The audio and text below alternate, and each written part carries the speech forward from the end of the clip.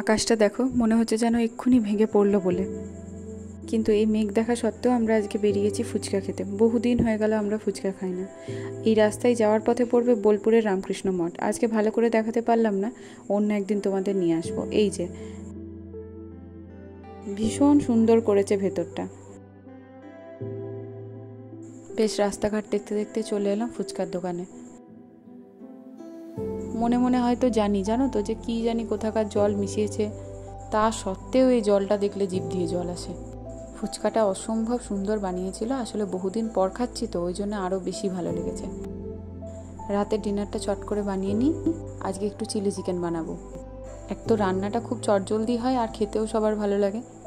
আমি যখন প্রথম এখানে আসি, এখানে একটা ছোট্ট সংসার পাতবো বলে, না তো তখন জানি রাঁধতে, না জানি বাড়ির কাজ, কিচ্ছু জানি না। তার মধ্যে কোলে একটা ছোট বাচ্চা, শুধুমাত্র বাচ্চার কাজগুলো শিখে এসেছিলাম যে ওইগুলো কিভাবে করতে হয়। তো সেই সময় আমার সব থেকে বড় সাপোর্ট সিস্টেম ছিল আমার হাজব্যান্ড। না রান্না করাতে আমাকে সে এনকারেজ করতো না, কিন্তু সে কোনোদিন এক্সপেক্টই করতো না যে আমি বিশাল কিছু ভালো খাবার দাবার বানিয়ে তাকে রোজ রোজ খাওয়াবো। একটাই কথা বলতো যে যেটা ইচ্ছা যাচ্ছে সেটাই করো, কারণ কিছু একটা খেয়ে পেটটা তো ভরাতে হবে, শুধু দেখবে যেন নুনটা বেশি না হয়। তাহলে রান্নার জন্য একটা হেল্পিং হ্যান্ড রাখাই যেত। তবে রান্নার তো একটা বেসিক স্কিল বলো, সবারই শেখা উচিত, আমাকেও শিখতে হতো। দেখো, এদিকে আমি কড়াইটা ছেড়ে দিয়ে গল্প করতে গেছি, গেছে পুরো কড়াইটা পুড়ে।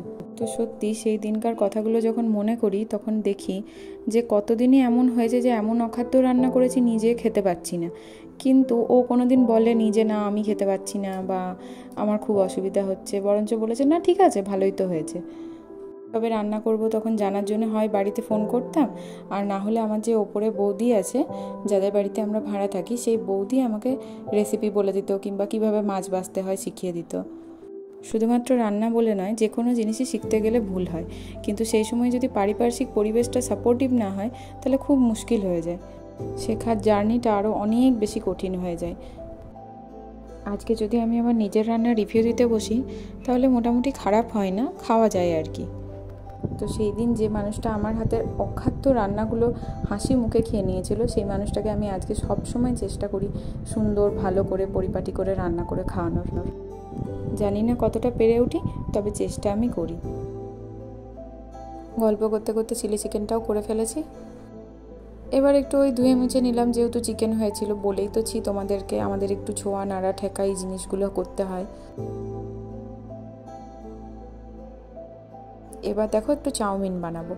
চাউমিনটা বানাচ্ছি চিলি চিকেনের সাথে। চাউমিন একটা ভালো কম্বো, শুধুমাত্র সেটার জন্যই নয়, আসলে আমি তো চিকেন খাই না, তাই দেখলাম এর সাথে রুটি বা পরোটা করলে আমার জন্য আবার আলাদা করে কিছু একটা বানাতে হবে।